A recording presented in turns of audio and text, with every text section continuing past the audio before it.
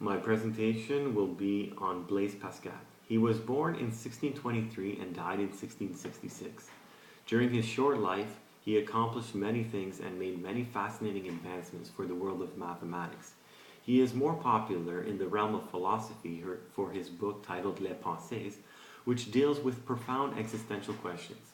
He approached these hard questions of life in an objective and mathematical manner, rather than from a subjective realm of what Kant called the phenomena. His main question can be summed up as, what does it profit a man to gain the whole world and lose his soul? This is taken from the book of Matthew, chapter 8, verse 36. Pascal asked challenging questions like this and then analyzed the anis of both implications from a mathematical point of view, which comes up to Pascal's wager. That's his famous thing.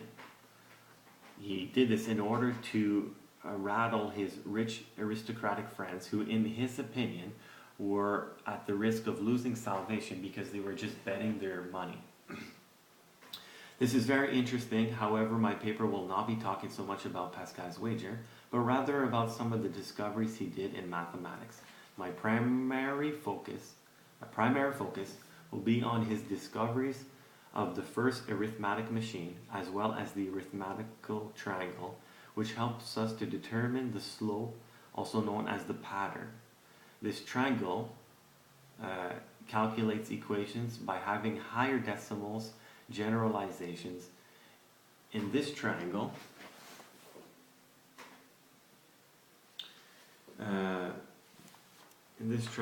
the number is the sum of the diagonal numbers above it.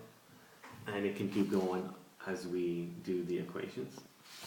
Determining patterns are important things to know since they are the basis of number theory. The arithmetical triangle, also known as Pascal's triangle, is used in modern day gamblers and those interested in stock exchanges. They can also be found in IQ tests. I will also touch upon Pascal's theory of probability and bits of his personal life, such as his connections with the judge and mathematician Pierre Fermat, who died in 1666. Fermat left us with the famous and mind-boggling puzzle called Fermat's Last Theorem. Fermat was one of Pascal's close acquaintance and was a judge. As a hobby, he would occupy himself with mathematics. One of the questions he asked was, he had this theorem here, I'll show you. It's interesting, but it's not going to be part of my paper, it's just part of my presentation for now. So he says, how can we know this? Is this possible? Yeah, he adds it, so that we know. And then, is it possible to do square root or cube or a higher number?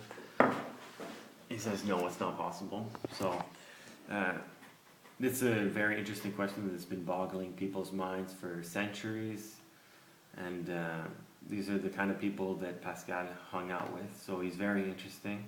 Also talk about Pascal's mathematical works on cycloids and how that was used by people like Galileo and Robuval, who helped establish the French Academy during his time. Most of my research will be taken from Roos Ball's book, A Short Account of the History of Mathematics, edition 4, and other books, websites, and online resources like articles and stuff like that if I can find some more stuff, but that's all I have for now.